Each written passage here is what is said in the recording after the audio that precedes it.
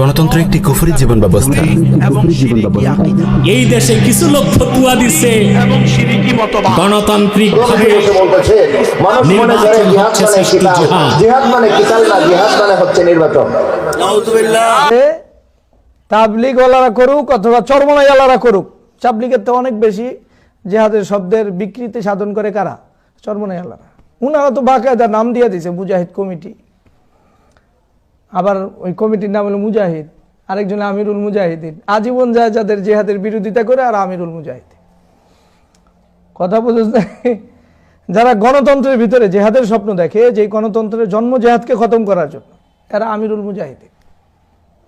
আমিরুল মুজাহিদিন এটা অবশ্যই যে জিহাদের শাব্দিক অর্থ আমিরুল মুজাহিদিন লিদাফাইল জিহাদি, মানে জিহাদকে প্রতিহত করার জন্য আমিরুল মুজাহিদ। আল্লাহ তাআলা আমাদের দ্বীনের সহি বুঝদান করুক। তো এই জাতীয় অপব্যাখ্যা যেই করুক, এটা অবশ্যই অবশ্যই পরিত্যাগ করতে হবে। ইদানিং একজন পীর সাহেবকে দেখলাম বুট দেওয়াকে জিহাদ বলতেছে। বুট দেওয়াটা একটা জিহাদ।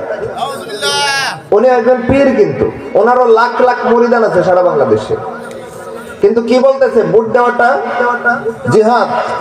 আপনারা কি বলেন? বুট দেওয়া জিহাদ। ইন্না লিল্লাহি ওয়া ইন্না ইলাইহি রাজিউন। কত বড় মারাত্মক জঘন্য রকমের বিকৃতি আর মারাত্মক ধরনের পদস্খলন এটা। আল্লাহর কোরআনের সুসাব্যস্ত একটা ফরজ বিধানকে, ইসলামী শরীয়তের সুনির্দিষ্ট একটা পরিভাষা জিহাদকে গণতন্ত্রের মতো বিষাক্ত কুফরি মতবাদের একটা অংশ নির্বাচনের সাথে নিয়ে তুলনা দেওয়া, এটা কত বড় দৃশ্যতার, কত জঘন্যতম জাহালতার গণ্ডমূর্খতা। এমনও মূর্খতা আমাদের সমাজের পীররা করছে কি করছে না? এবার যেই মুরিদানরা মনে করে আমি কোরআনের কাছে এসে দিন শিখবো না, আমি আল্লাহর নবীর হাদিস পড়ে দিন শিখার আমার কোনো দরকার নাই, একজন পীরের হাত ধরে মুরিদ হয়ে যাব আর তিনি আমাকে ইসলাম মতো চালাবে। পীরে নিজেই ইসলাম বুঝছে কি আর আপনাকে চালাবে কি? করাচ্ছে। হাদিসের দরজে বসে বলতেছে, মানুষ মনে করে জিহাদ মানে কিতাল। জিহাদ মানে কিতাল না, জিহাদ মানে হচ্ছে নির্বাচন। এই নির্বাচন রাসূলের যুগে ছিল, সাহাবায়ে কেরামের যুগে, তাবেঈনের যুগে, আইম্মায়ে মুজতাহিদিনের যুগে, ইসলামের জন্মের 13শত বছর যাবত এই নির্বাচন ছিল। তাহলে আজকে যে আমরা ভোটের মাধ্যমে দিন কায়েমের স্বপ্ন দেখছি, এই ভোটের মাধ্যমে, জোটের মাধ্যমে যারা দিন কায়েম করতে চায়, গণতন্ত্রে প্রতিষ্ঠিত করতে চায়, আপনারা আল্লাহকে সাক্ষী রেখে বলেন এটা ইসলামের পক্ষে না বিপক্ষে? গণতন্ত্র কি ইসলাম সমর্থিত না ইসলাম বিরোধী? কোরআনে স্পষ্ট আয়াত। আমি যদি এর উপরে আয়াত পেশ করা শুরু করি, কোরআনের 100 আয়াত পেশ করতে পারবো গণতন্ত্রের বিরুদ্ধে। কোরআন বলছে ওয়ালাকিন্না আকসারান নাসি লা ইয়াশকুরুন, আকসারান নাসি লা ইয়ালামুন, আকসারুহুম লা ইয়াকিলুন, ওয়া মা ইউমিনু আকসারুহুম বিল্লাহি ইল্লা ওয়া হুম মুশরিকুন। বেশিরভাগ লোক অজ্ঞ, বেশিরভাগ লোক বোকা, বেশিরভাগ লোক জাহেল, বেশিরভাগ লোক অকৃতজ্ঞ, এবং বলছে বেশিরভাগ লোক ঈমান আনা সত্ত্বেও মুশরিক। গণতন্ত্র এটা কুফরি এবং শিরিকি আকীদা, কুফরি এবং শিরিকি মতবাদ। এটা 100% ইসলাম বিরোধী একটা ধর্ম। কথা বুঝতেছেন? খুব ভালো করে বুঝেন। গণতন্ত্র এটা আলাদা একটা ধর্ম। এখন ডেমোক্রেসির নামে ঈমান হরণ করো।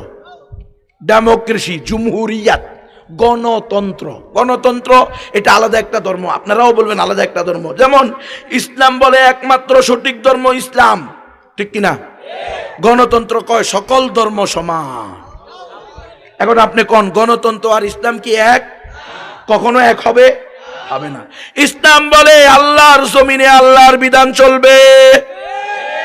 ইনিল হুকমু ইল্লা লিল্লাহ, আমারা আল্লাহ তা'বুদু ইল্লা ইয়্যা, যালিকা দ্বীনুল কাইয়্যিম ওয়ালাকিন্না আকসারান নাসি লা ইয়ালামুন। অধিকাংশরা বুঝে না, জানে না, অধিকাংশরা বেওকুফ।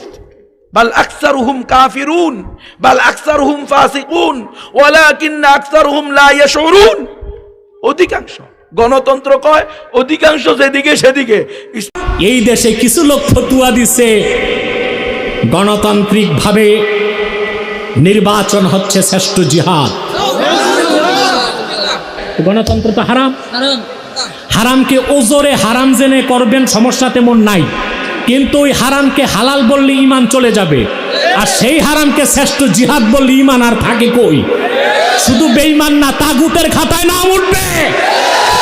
এভাবে ভণ্ড পীরেরা বাংলাদেশের মানুষকে পাশ্চাত্যের দালাল বানায় গণতন্ত্রের গোলামি করাতে চায়। বাংলার মাটিতে তা হতে দেওয়া হবে না। গণতন্ত্র একটি কুফরি জীবন ব্যবস্থা।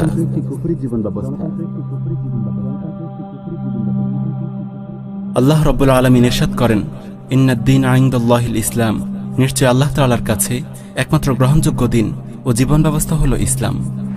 অন্য আয়াতে আল্লাহ তাআলা বলেন, ওয়ামান ইয়াবতাগি গায়রাল ইসলামি দীনান ফালান ইউকবালা মিনহু ওয়া হুয়া ফিল আখিরাতি মিনাল খাসিরিন।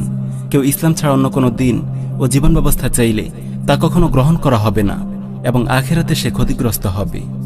এই আয়াত দুটি থেকে আমরা স্পষ্ট বুঝতে পারলাম, আসমানি জীবন বিধান ইসলাম ব্যতীত মানবরচিত যত জীবন ব্যবস্থা আছে, চাই তা গণতন্ত্র হোক বা সমাজতন্ত্র, তা আল্লাহর কাছে গ্রহণযোগ্য নয়। তাই যারা গণতন্ত্রকে জীবন বিধান হিসেবে গ্রহণ করবে তারা নিঃসন্দেহে কাফের, তাদের জন্য আখিরাতে নাজাতের কোনো সুযোগ নেই। তো এই যে গণতন্ত্র আর ইসলাম কখনো এক হবে? গণতন্ত্রের মূল মন্ত্রই হলো সকল ক্ষমতা জনগণের, ইসলামের মূল কথাই হলো সকল ক্ষমতা কার? ইসলামের কালেমা লা ইলাহা ইল্লাল্লাহ, একমাত্র আল্লাহ ছাড়া দ্বিতীয় আর কেউ গোলামের উপযুক্ত না। গণতন্ত্রের কালেমা লা ইলাহা ইল্লান্নাস, জনগণ ছাড়া দ্বিতীয় আর কেউ গোলামের উপযুক্ত না। আল্লাহর কথা অধিকাংশ জনগণের সাথে মিললে বাস্তবায়িত হবে, না মিললে বাদ যাবে।